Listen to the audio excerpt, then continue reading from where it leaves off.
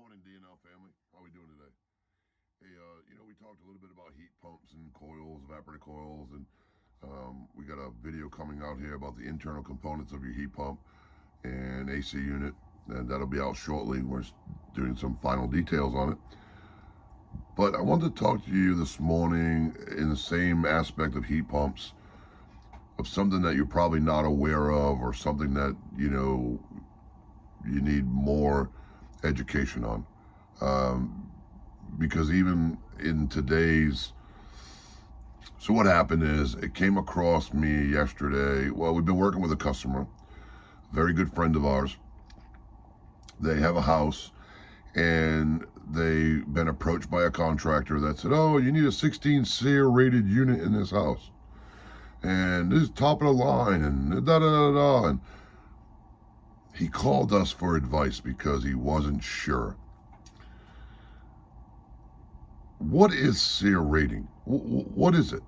And most people don't understand that.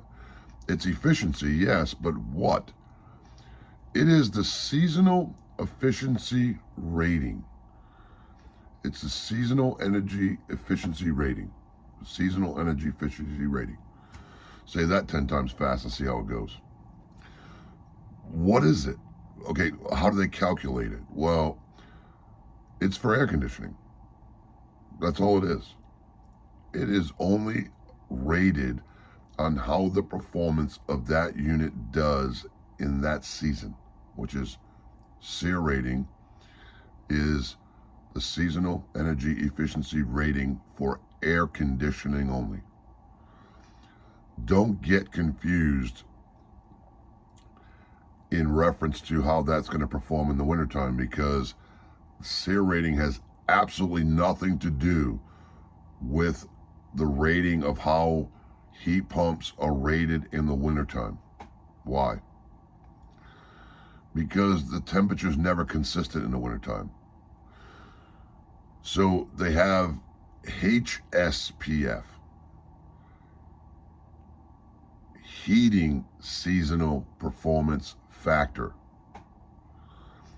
That is another classification of a heat pump of what it's going to do in the winter time. And those numbers are going to be a lot lower than what your air conditioning is going to be doing in the summertime. Summertime, the temperature has a range of between here and here. Okay, think about that. Summertime, here and here. There's sometimes we're a little bit over that, but most of the time we are dead in this graph of up to 95 degrees outside temperature and 75 degrees indoor temperature. Some of us like it's cooler at 72 degrees, but that's the window. It's called design temperature. In the wintertime, the graph is way out here. I mean, you can't even see the graph on how the unit operates in the wintertime, because there's so many factors to it. The factors on a heat pump in the wintertime, and this is why they come up with the HSPF, which is the heating seasonal performance factor, and that number is normally about half of what it is in the summertime. Because the conditions, again, the weather conditions in the summertime are here, wintertime are here, way out of the spectrum. They're able to calculate it, and that number is a lot lower, okay? The contributing factors to that is what the weather is doing outside. Heat pumps are only effective up to 34 to 33 degrees. And then they have to go, they no longer, the Seer Rating, the HSPF starts to go down, because they're not designed to work in freezing temperatures. They're not designed for that. So the HSPF goes down and down and down and down till it hits that flat point. And that's where they get the HSPF. If the temperature gets down below the range of that heat pump and operating, then we no longer use that heat pump for heating. We then use a supplemental heat, which is either electric strip heat, which is the raw, I mean, absolutely raw electricity hog. I mean, it will make your meter on the outside of your house go bat crazy. It just spins and spins and spins, because it'd be like taking your toaster, putting nothing in it and just pushing it down. You see all those little red coils inside there? Well, we have them in your electric strip heat, but bigger. You know, they're wound up and they go around and around and around. We talk about 5 kW, 10 kW, 15 kW, and 20 kW. And that's kilowatts of usage. So if we have a 20 kW heat pack in our air handlers as a supplemental heat, you're using 21 kilowatts of power to power that up. So everybody says, oh, my electricity bill in the wintertime's higher. Well, it is, because heat pumps are not designed to work of that temperature. So we use supplemental heat to keep your house warm in the wintertime. Which brings that heating seasonal performance factor down. When it brings it down, we flatline. We flatline at a place where the heat pump is no longer efficient, no longer effective, doesn't produce any more heat. We go to that supplemental heat. So when you're looking at your electricity bill in the wintertime and trying to see the factors of how it's going to save you any money, it's not. It's not going to save you any money whatsoever. The Seer ratings are only great in the summertime, because that's where you're going to save your money. How long it runs to before it cools your house, how quickly it can cool your house. This is where your Seer rating comes into effect. So don't be confused by your Seer rating in the summertime versus a Seer rating in the wintertime. There's no Seer rating in the wintertime, because there's no performance there. That's where the HSPF comes into factor, and that HSPF is your heating seasonal performance factor in the wintertime. And you will notice that is a lot lower, because it's hard to calculate. So your electricity bills will go up by $25 to $50 per month based on the weather conditions outside, okay? So don't be confused with that. Don't let somebody tell you, it's the best thing since sliced bread because the Seer rating 17 Seer rating. It doesn't, it's going to be efficient in the summertime, but not efficient in the wintertime.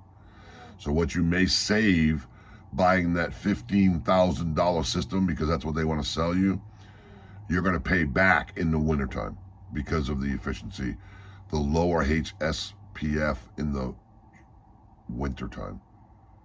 So look, the most important thing I can tell you is when you're dealing with a HVAC contractor is make sure that they do what they call a manual J. A manual J is based on the square footage of your house. Now, there's a lot of contributing factors to that. The friend of ours that called us, the house was built in 1967, okay? You could put a 17 Seer rated unit in there, and basically you could be running that thing and might as well open up your windows and the doors while you're cooling the house, because other factors have to do with that. Is the house airtight? Are the windows and doors updated? Do you have insulation in your attic? Do you have insulation in your crawl space? Do you have any leaks or infiltration of outside air coming in? You could be spending tens of thousands of dollars on a new system, and it's not going to do or perform the way you want it to perform. You need to have an evaluation done based on your house in your current situation. What was installed back in 1967 may not be what's needed today. So be careful when the HVAC contractor tells you, one, he doesn't give you an itemized, it doesn't have to be itemized, but it should be an itemized detail of what he is going to put in. Anybody that says to you, hey, by the way, it's $10,000, we're going to put this top of the line system in there, give it to me in writing. Always get it in writing. You know, that's the best thing. If you're going to compare something, you got to compare apples to apples. You can't compare apples to oranges because it's not going to work that way. So if the guy's going to give you A, B, and C, and you get another bid and the guy gives you A and B, well, that's not apples to apples. It's apples to oranges. So yes, that next guy is going to be a lot lower because he's not including, C into his proposal. Make sure that your proposals are across the line. Make sure they're apples, apples, and apples if you've got to get 3 bids. If you got to get 3 bids, and I understand that, there's a lot of companies out there that are just trying to sell you a $15,000 system and they don't really care. The difference is you'll find the HVAC contractor that cares when he's very thorough in his proposal. When he has ductwork modifications in there because the airflow is going to be impeded by the old ductwork, not the new ductwork. When he has changes to make the new system perform the way it's supposed to. So for instance, I'm going to use this example. You have a house in 1967. It was built. They put a 3.5-ton unit in there. Since 1967, the windows have been upgraded, the doors have been upgraded, and the insulation in the attic has been upgraded. When you put that 3.5-ton system back in there, you're going to find that the house will cool, but it'll be very, very humid in there, which means that the temperature will be 72 degrees and you'll be in there sweating. Not good. Not good. You have to design heating and air conditioning based on your current conditions, not based on the conditions it was in 1967. So the HVAC contractor that comes out and does a manual J and lays everything out and does this calculation of new windows, new doors, what's your R factors, what's your insulation R factor, all that has to take into consideration. Also, did you upgrade? Did you put an addition on? Did you close your garage off and then make that into a family room? Well, guess what? The original design wasn't designed to support the garage being closed off. So now you have to take air and rob it from somewhere else. So now this friend of ours is complaining that his upstairs now is hot. Well, when they did it, they took air from upstairs and brought it and put it in the garage. They rerouted it so air will take the least path of resistance. So if it's going up a trunk line and then branches off here and then goes up again, well, the least path is going to be to this trunk line right here, which happens to be the one that goes to the garage. So the garage will stay cool all summertime, but the upstairs won't. So be careful. Be very, very careful. Do your homework. If you got questions, call us, 540-295-6697. I'll be happy to answer any questions that you have. You don't have to be a customer of ours to do it. I want to make sure that you get the best bang for your buck, number one, and what is your return on your investment. We always talk about ROIs. You're not going to, I'll break this down. You're not going to buy a Cadillac and put a Pinto motor in it. Why would you do that? That would be like, okay, I bought this hot rod. I'm going to put this big performance engine in it, but I'm not going to upgrade the transmission. Well, what do you think's going to happen? You're either going to blow the transmission or the car's not going to run right. It won't get out of its own way. Same thing with HVAC systems, okay? You need to make sure that it's designed properly. So you're not going to put a 17 Seer rated unit in there when the ductwork can only handle an 8 Seer rated unit. What do you think is going to happen? It's not going to run right. It's actually going to damage the unit, and it's going to cost you more money in the long run. So you're not really saving any money. You're spending more money because you have to run it more and more and more. That's a tip for today. We'll see you soon. Phone's ringing. I got to get it. We'll talk to you soon. Thanks for asking for the D&L guy. AskTheDandLGuy@gmail.com. Subscribe up there, that little red button. Hit the subscribe button, and we'll see you soon. Thank you.